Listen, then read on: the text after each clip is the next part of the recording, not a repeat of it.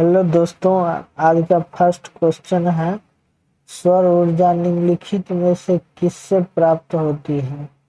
तो इसका right answer हो जाएगा आपको सी, सूर्य से प्राप्त होती है। तो चलते हैं नेक्स्ट क्वेश्चन की ओर। अगला क्वेश्चन है, ठोस कपूर से कपूर वाष्प बनाने की प्रक्रिया को कहते हैं, क्या कहते हैं? उद्ध्वा ऊर्ध्वपातन। डी इसका हो जाएगा। अब ऊर्ध्वपातन क्या है? कि ऊर्ध्वपातन वह रासायनिक क्रिया है जिसके तहत ठोस को ताप देने से ठोस सीधे गैस अवस्था में पहुंच जाता है। ठोस कपूर से कपूर वाष्प बनाने की यही प्रक्रिया है। तो चलते हैं नेक्स्ट क्वेश्चन की ओर।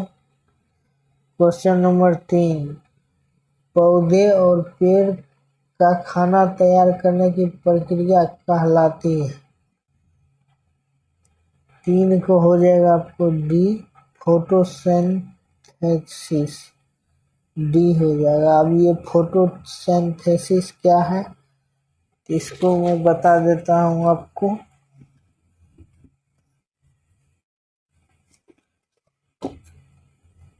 फोटोसिंथेसिस पेड़ व पौधे के खाना तैयार करने की प्रक्रिया को फोटोसिंथेसिस कहते हैं, जिसे हिंदी में प्रकाश संश्लेषण कहते हैं। प्रकाश संश्लेषण।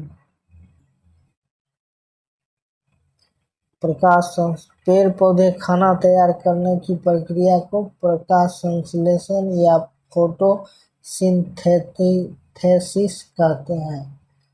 चलते हैं नेक्स्ट क्वेश्चन की ओर। 4 नंबर क्वेश्चन, निम्न में से कौन सा धातु अर्धचालक की तरह ट्रांजिस्टर में प्रयोग होती है? तो 4 नंबर का आपको हो जाएगा जर्मेनियम प्रयोग होती है। बी आंसर हो जाएगा। जर्मेनियम धातु का प्रयोग ट्रांजिस्टर के अर्धचालक के रूप में किया जाता है। इसका गलनांक 938.3 डिग्री सेल्सियस है। इसका क्वथनांक है 277.2 डिग्री सेल्सियस। चलते हैं नेक्स्ट क्वेश्चन की ओर। क्वेश्चन नंबर 5, जैविक सिस्टम में रासायनिक क्रिया की प्रक्रिया को तेज करने में उत्तरदायी होता है। तो 5 नंबर को हो जाएगा सी, एंजाइम हो जाएगा। अब एंजाइम क्या है, एंजाइम के बारे में थोड़ा देख लेते हैं। जैविक प्रक्रिया में रासायनिक क्रिया की प्रक्रिया को तेज करने के लिए एंजाइम पदार्थ जिम्मेदार है। कार्बनिक पदार्थों जैसे प्रोटीन,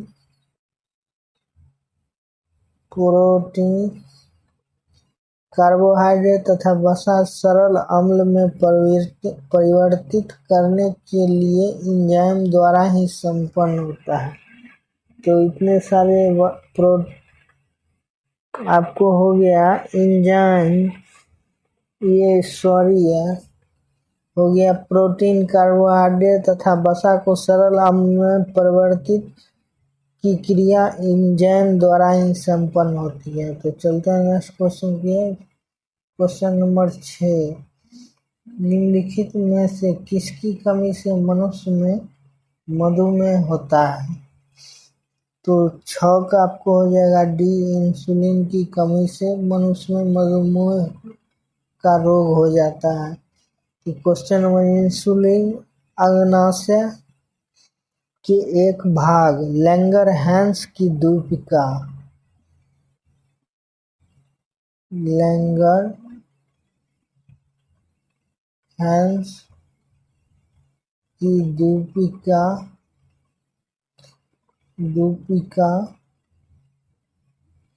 लैंगरहैंस की दीपिका के द्वारा स्रावित एक प्रकार का हार्मोन है जो रक्त में शर्करा की मात्रा को नियंत्रित करता है। इसके अल्प स्रावन से मधुमेह या डायबिटीज नामक रोग हो जाता है।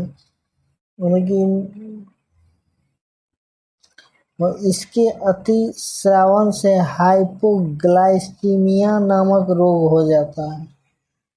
तो इंसुलिन की कमी से हाइपोग्लाइसीमिया नामक रोग होता है, डायबिटीज होता है, मधुमेह डायबिटीज हो जाता है इंसुलिन की कमी के कारण से। चलते हैं नेक्स्ट क्वेश्चन में। Question number 7। विटामिन जो खट्टे फलों में पाया जाता है तथा चर्म को स्वस्थ रखने में जरूरी होता है, कौन सा विटामिन है? 7 के सी हो जाएगा, vitamin C. Vitamin C, vitamin C जल में विलय विटामिन है, यानी कि विटामिन सी जल में मिल सकता है। विटामिन सी जल में मिल सकता है, यह इम्पोर्टेंट पॉइंट है। इम्पोर्टेंट पॉइंट है, इसे जरूर याद रखें। जल में विटामिन सी मिल जाता है। इसका रासायनिक नाम एस्कॉर्बिक एसिड है। विटामिन सी का रासायनिक नाम एस्कॉर्बिक एसिड है। एस्कॉर्बिक एसिड है। इसकी कमी से एस्कर्वी नामक रोग होता है। विटामिन सी की कमी से एस्कर्वी नामक रोग होता है। यह खट्टे रसदार फलों जैसे नींबू, संतरा, चीकू, आंवला तथा टमाटर आदि में प्रचुर मात्रा में पाया जाता है। विटामिन सी खट्टे फलों में ज्यादा विटामिन सी पाया जाता है। चलते हैं नेक्स्ट क्वेश्चन की ओर। Question number 8। मनुष्य शरीर में खून की शुद्धिकरण की प्रक्रिया को कहते हैं। 8 को हो जाएगा आपको ए,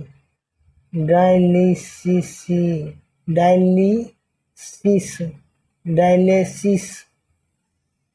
रक्त में पोषक तत्व व अपशिष्ट दोनों पदार्थ होते हैं। इन्हें विशेष विधि से छानकर अलग किया जाता है। इस क्रिया में वृक्क का महत्वपूर्ण कार्य है, जो उपयोगी पदार्थों को शरीर में रोककर अपशिष्ट पदार्थों को उत्सर्जित करता है। इसका आंसर हो जाएगा डायलिसिस। चलते हैं नेक्स्ट क्वेश्चन की ओर। Question number. टरबाइन डायनेमो से बिजली प्राप्त करने की किस ऊर्जा को विद्युत ऊर्जा में परिवर्तित किया जाता है? तो 9वां नंबर क्वेश्चन है सी, मैकेनिकल ऊर्जा। मैकेनिकल ऊर्जा विद्युत जनित के द्वारा यांत्रिक ऊर्जा को विद्युत ऊर्जा में बदला जाता है। विद्युत जनित के द्वारा विद्युत ऊर्जा को यांत्रिक ऊर्जा को विद्युत ऊर्जा में बदला जाता है। विद्युत जनित का सिद्धांत विद्युत चुम्बकीय प्रेरण पर आधारित है। टरबाइन का जल की धारा से चलाकर विद्युत का उत्पादन किया जाता है। चलते हैं नेक्स्ट क्वेश्चन के। Question number 10। पढ़ने में काम आने वाले ग्लासेस किस प्रकार के लेंस से बने होते हैं? तो इसका सही आंसर हो जाएगा 10 का आपको डी हो जाएगा, ए और बी दोनों। डी ऑप्शन हो जाएगा। ए अवतल लेंस, बी उत्तल लेंस। पढ़ाई का काम समान रूप से नजदीक से ही किया जाता है। पढ़ाई का नजदीक से किया जाता है, किंतु कक्षाओं में ब्लैक बोर्ड पर लिखित टेक्स्ट को पढ़ना भी पढ़ाई का काम ही है। उल्लेखनीय है कि निकट दृष्टि दोष से पीड़ित व्यक्ति अपने निकट वस्तुएं तो स्पष्ट देख सकती है, लेकिन दूरस्थ। देखिए, निकट दृष्टि और दूरदृष्टि क्या है। निकट दृष्टि मतलब दूर की वस्तु नहीं दिखाई देती है, उसे निकट दृष्टि दोष करते। दूर दृष्टि जिसे नजदीक की वस्तु नहीं दिखाई देती है उसे दूरदृष्टि कहते हैं। तो पढ़ने में काम आने वाले अवतल और उत्तल दोनों प्रकार के लेंस काम आते हैं। चलते हैं नेक्स्ट क्वेश्चन की ओर। क्वेश्चन नंबर 11, निम्न धातुओं में से कौन समान ताप पर द्रव है? तो 11 को हो जाएगा पारा। पारा द्रव है।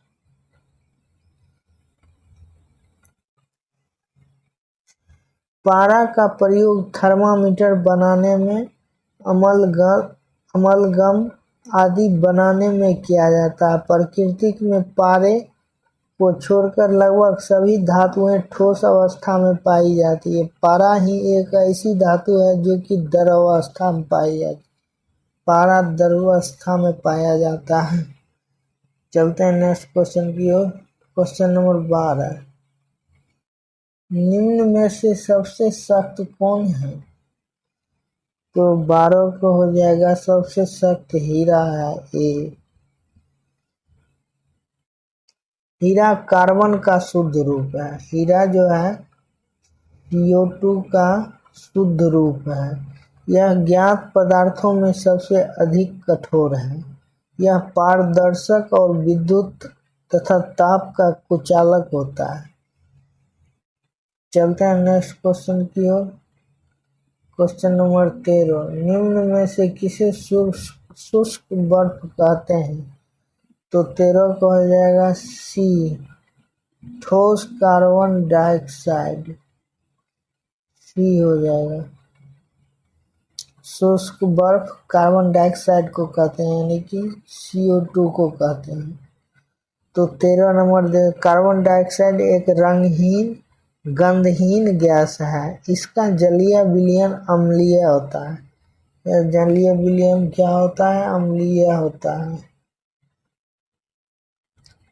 वायुमंडलीय दाब पर यह -78 डिग्री सेल्सियस ताप पर ठोस अवस्था में परिवर्तित हो जाता है, जिसे शुष्क बर्फ कहते हैं। शुष्क बर्फ का प्रयोग रेफ्रिजरेशन में किया जाता है। चलते हैं अगले क्वेश्चन की ओर। निम्न में से कौन सा पदार्थ साबुन बनाने में प्रयोग होता है? तो 14 के ये हो जाएगा वनस्पति तेल साबुन बनाने में प्रयोग किया जाता है। चलते हैं 15 नंबर क्वेश्चन की ओर और लास्ट क्वेश्चन है, खाना बनाने में प्रयोग की जाने वाली गैस मुख्यतः है। तो मीथेन है। मीथेन से हम खाना बनाते हैं। खाना पकाने की गैस अर्थात LPG, प्रोपेन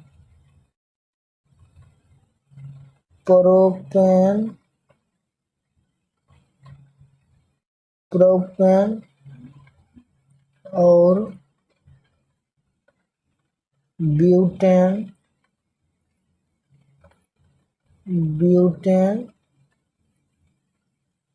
का मिश्रण है।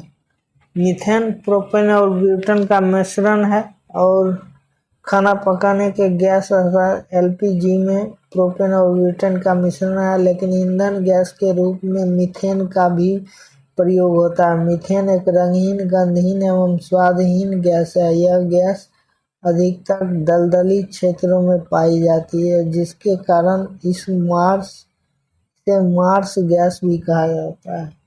मीथेन को मार्स गैस भी कहते हैं।